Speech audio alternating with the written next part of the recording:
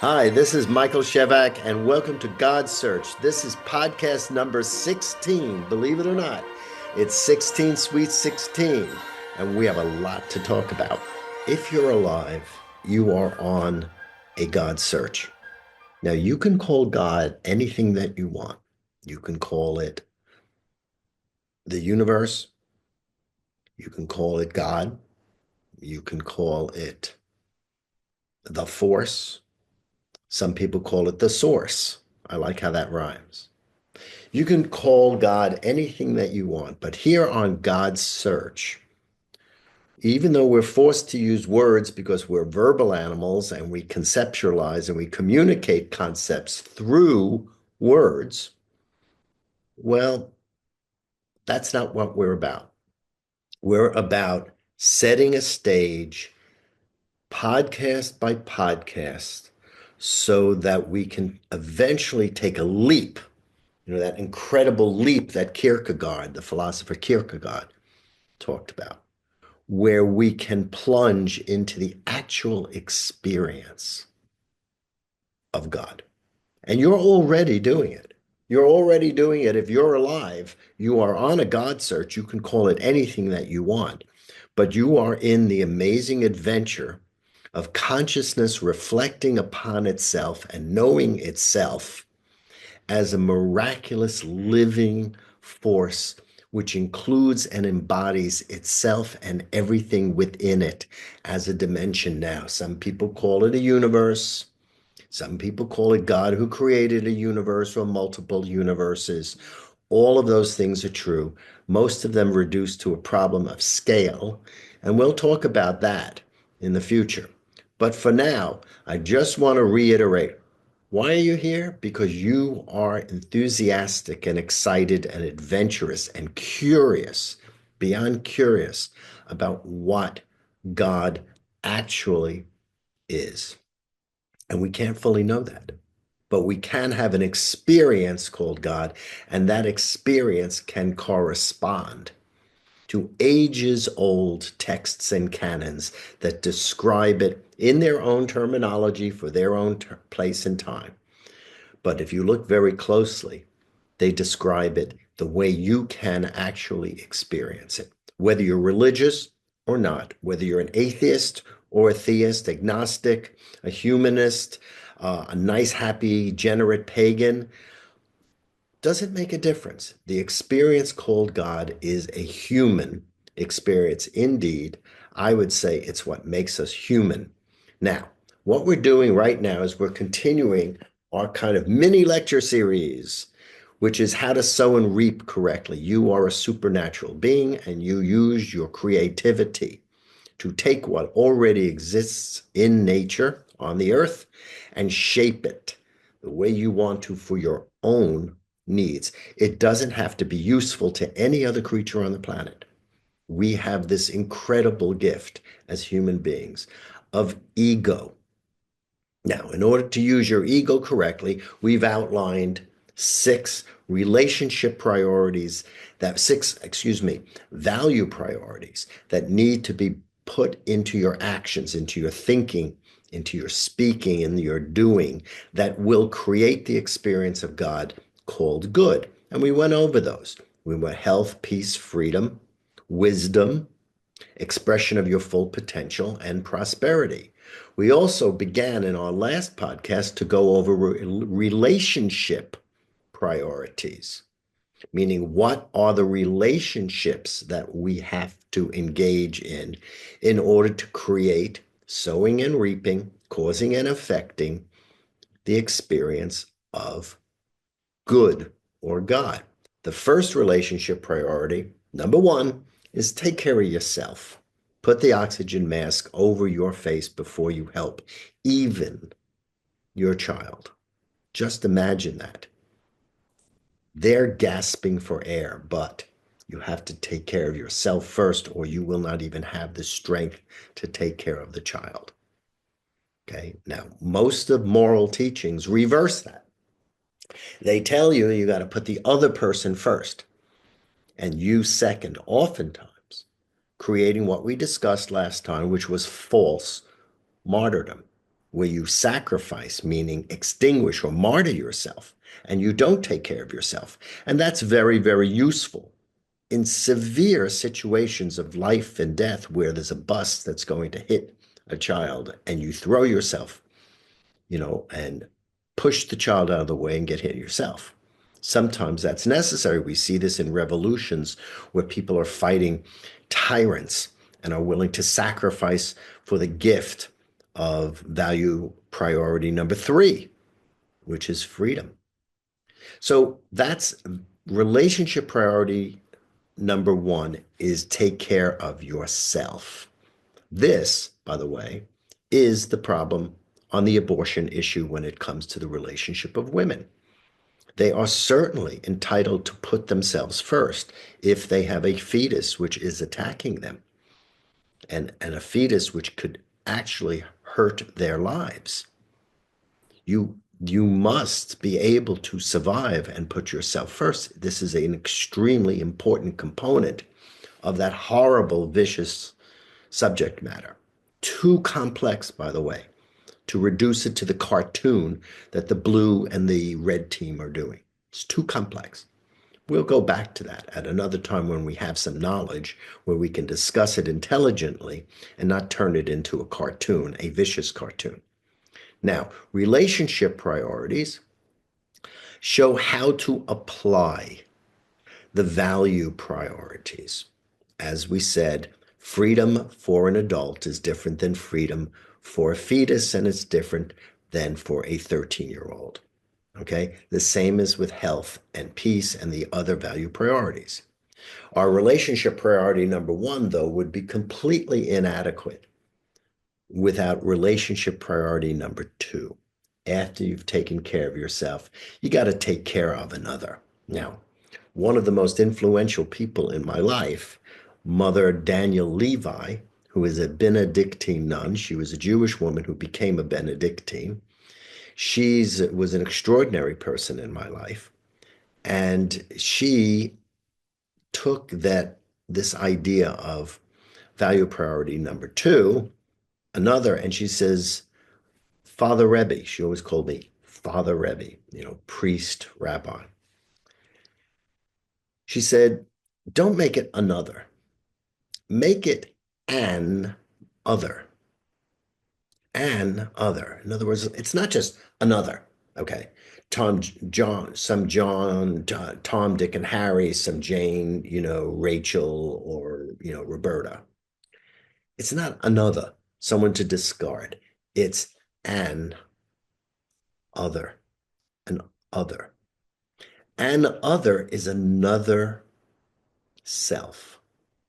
Take that in.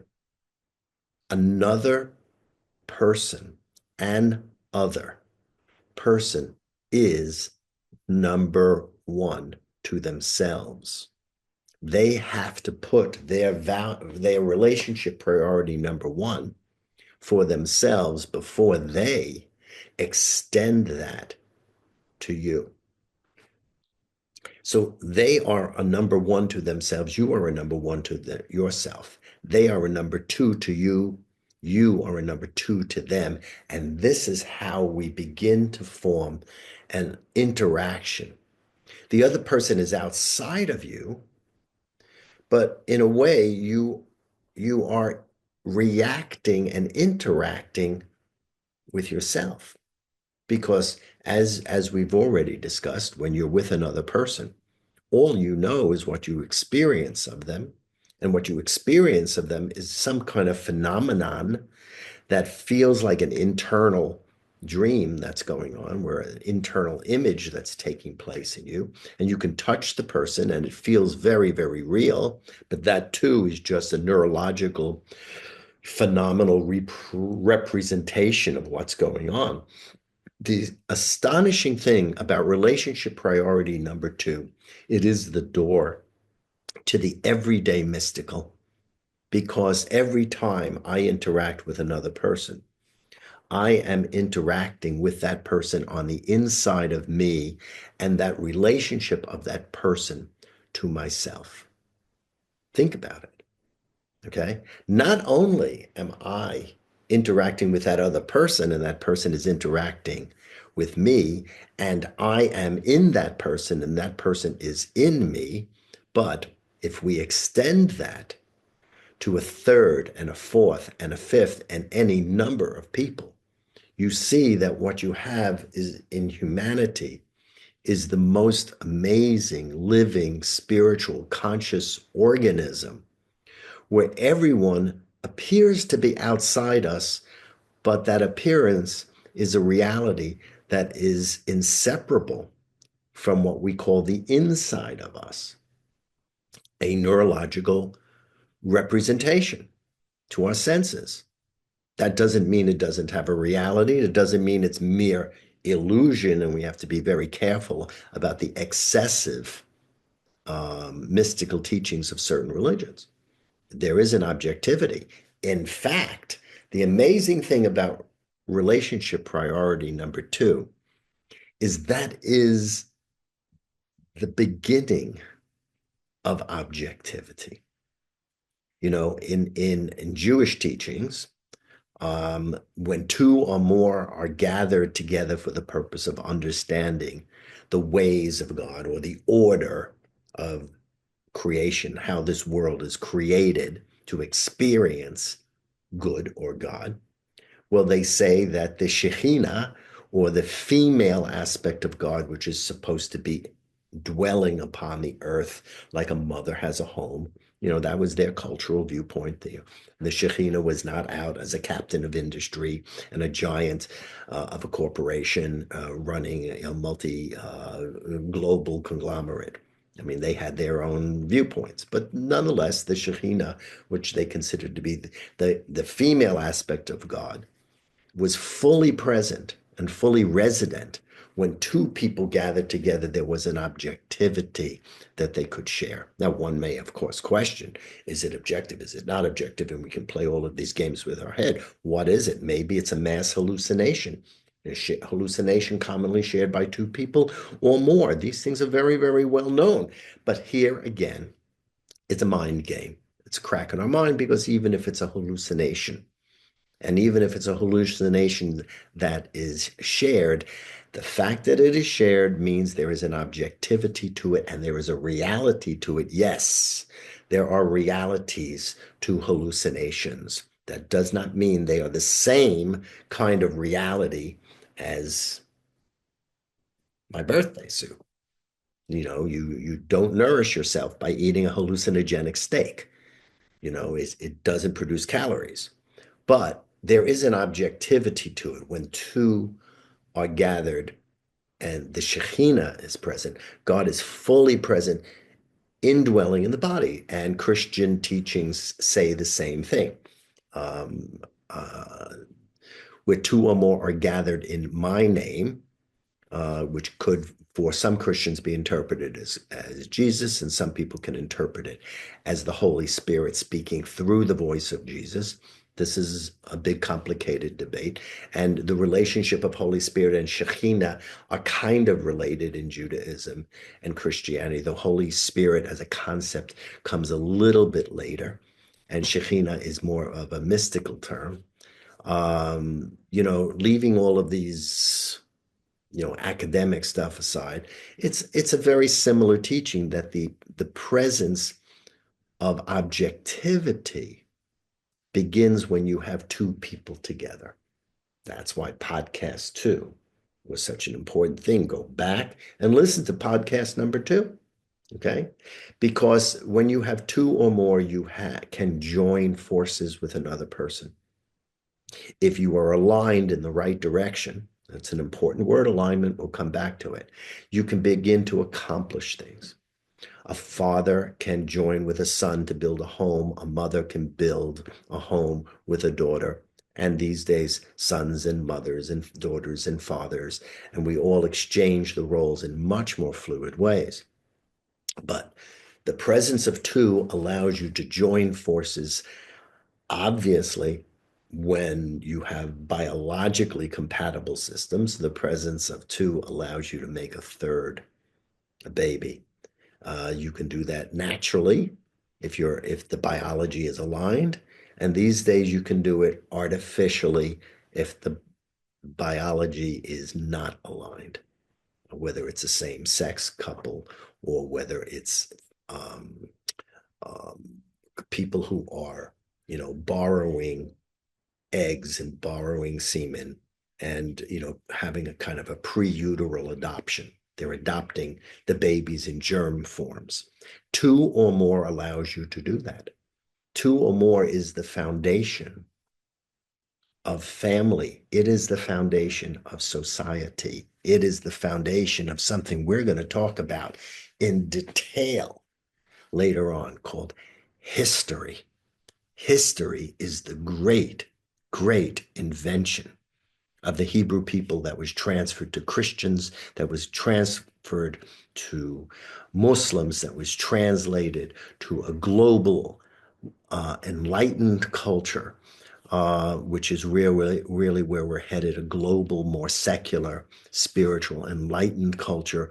The notion of history, that is the spiritual process by which we start with two and we expand to embrace and in womb the Shekhinah.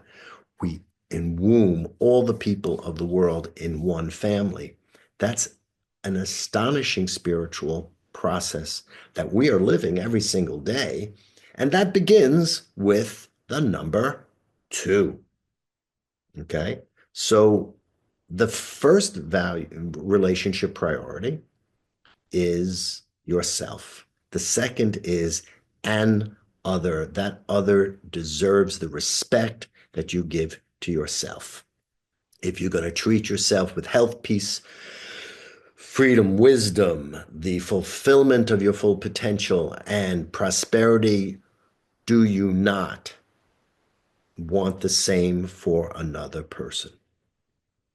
Because that person, when you're interacting with them, they are in you. They're in you, right? And if you pay very close attention, you'll notice the right side of their brain interacts with the left side of your brain, and the left side of their brain interacts with your right side of your brain. These are tendencies. It's not 100% certain. So you're mirroring each other. So they are reaching your subconscious, and your subconscious is reading their conscious. And then what's happening is that we're teaching each other because we're really one incredibly, beautifully, magnificently designed conscious species, you know? Now, the most amazing thing is that when you have two, you begin to become aware of a spiritual law. And the spiritual law has been framed by virtually every single major noble religion in the world. It's called, in Christian teachings, it's called the Golden Rule. And it is said to do unto another as you would have them do unto you. The Jewish tendency is to frame it in the more legally precise way, which is that which is hateful to you, do not do to another. Meaning, if I'm a sadomasochist, don't do it to me, but refrain from being a sadomasochist if I'm not really a joyful lover of pain. So it's a little bit more precise. Confucianism also frames it in the negative, that which is hateful, do not do unto you. And this moral dictum is really across the board in all illumined human cultures. Now, the interesting thing is, as you become spiritually awake on a God search, where you're actually having the experience of God, you'll realize that this moral dictum, do unto others as you would have them do unto you, is not a rule. It's not a rule. It became a rule. It became a moral, meaning a custom, right? From more, it became a moral teaching, a custom, a spiritual custom that facilitates good relationships between people and between people in their culture or in their civilization. It became a rule, but it doesn't originate with a rule. It doesn't originate with clergy saying, don't do to another person what you wouldn't want done to you. It doesn't originate with clergy authority. It originates because it is, in fact, a living spiritual law. It is built into the design of how this world operates for good. It's built into the design, okay? When you do something to another person, because that other person is a reflection inside you, it is a neurological representation in you, and what you do to another is reflecting back to yourself on the inside of you, as is their representation of you reflecting on the inside of them. Because of that, what you do to another person is reflected back to you. And amplify this by more than one person to two people to three, and you'll really see how incredibly complicated relationships can be. Well, of course, you already know that. Anyone who's had a boyfriend or a girlfriend and it didn't last, and they've gone through all this emotional turmoil, knows how complicated relations are. Well, of course, they're complicated. Add to that complications with bosses and economic systems and political organizations and parties, which only make things worse right now. And what you see is a mass of sowing and reaping between two people, amplified to all of humanity, sowing and reaping exactly to themselves what they're doing to other people. And you have spiritual mayhem, a poisonous culture. Now, this is commonly called karma, which is a Hindu term. It doesn't necessarily have to be negative. Karma doesn't mean sin. It's often been cobbled together with Christianity, especially after the 1950s when Eastern teachers came to the West. You know, karma and sin have been cobbled together as the same thing. They're not the same thing. Karma simply means that the action that you're taking has an effect. And that action that you're taking has an effect, and the effect itself is another cause that has another action, which creates another effect, which is itself another cause. So you're getting this constant mirroring and mirroring upon mirroring and mirroring, and until, listen, very important, until we wake up and realize that there is something that is wider than this, that it's not just you reflecting you to another person who's reflecting themselves to themselves and to you. And it isn't just a mirror world, that there's a mirror on the ceiling. It's as if you have a mirror on the ceiling and there are people in the room, and there's a mirror on the ceiling that's reflecting all the mirrors below. There is an objectivity to the objectivity, and it's very related to this thing, whatever it is, this thing we call God. So what happens is as you begin to wake up to the God experience, you begin to notice, and I'm sure there's a lot of people out there who have noticed it because it's very, very big going on, synchronicities, unusual things. You think something, the phone rings, the person's on the phone. You need to go to a certain place. There's a traffic jam and somehow you wind up there. Okay, exactly at the time you needed another errand done. All of these very strange synchronicities that are happening. By the way, I personally believe it's because Einstein used the notion of synchronicity and special relativity, and therefore, by bringing it very conscious and creating a physics out of it, it brought the concept to the mainstream, which then we embodied after the physics. We had to embody that notion of synchronicity because our experience outwardly, put that in quotes, became an inward spiritual phenomenon, because when we understand how this world works, we're really understanding how we work at the same time. Synchronicity became a very, very important foundation to Einstein's formulations. If you look in the Lorentzian transformations, that's where he first used it. It's really fascinating.